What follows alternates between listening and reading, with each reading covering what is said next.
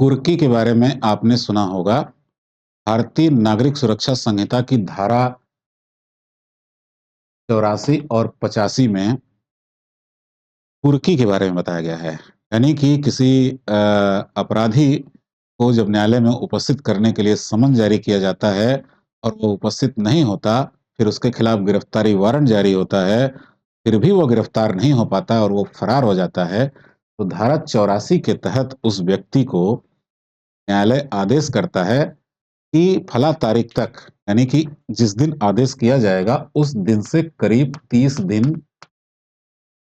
दिन बाद की कोई तिथि होगी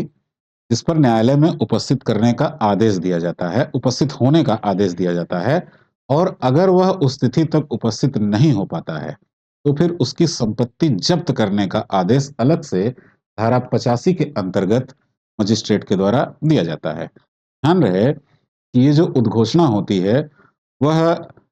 उसके घर पर एक प्रति भेजकर या फिर मोहल्ले में मुनादी करा करके, जहां भी वह रहता है वहां मुनादी करा करके, या फिर न्यूज़पेपर में इसकी सूचना छपवाकर, इस तरह से उद्घोषणा की प्रक्रिया पूरी की जाती है, जो कि उद्घोषणा के 30 दिन बाद की कोई तिथि की हो सकती है। इसकी एक प्रति न्यायालय के सदन पर भी लगा दी जाती है ताकि न्यायाधीश आते जाते देख सके कि एक निश्चित तिथि तक उस व्यक्ति को न्यायालय में उपस्थित होना है। अगर वह नहीं हो पाता है तो उसकी संपत्ति को जब्त करने का आदेश धारा 85 के अंतर्गत दिया जाता है। लेकिन यहाँ पर एक रूल आप ये भी जान लीजिए कि धारा 84 और 85 को एक साथ भी मजिस्ट्रेट जारी कर सकता है। इन दोनों धाराओं को एक साथ मजिस्ट्रेट जारी कर सकता है।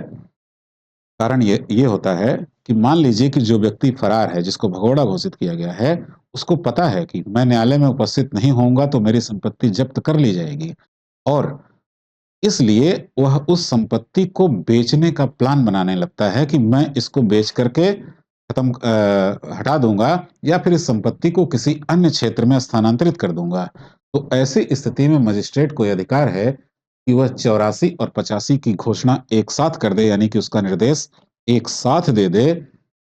मतलब भगोड़ा घोषित करने के साथ-साथ उसकी संपत्ति को जब्त करने का निर्देश एक साथ भी दे सकता है 84 और 85 में। ध्यान रहे कि अगर ये संपत्ति जब्त कर ली जाती है, तो इसको 2 माह के भीतर राज्य सरकार इसका व्ययन कर सकती है, यानी कि इसे नीलाम करके धन इकट्ठा कर सकती है। अगर इस संपत्ति में किसी अन्य की भी हिस्सेदारी है जो अपराधी नहीं है, तो वह दावा कर सकता है कि हमारी संपत्ति वापस कर दी जाए। जांच पड़ताल के बाद उसकी संपत्ति उसे वापस कर दी जाएगी।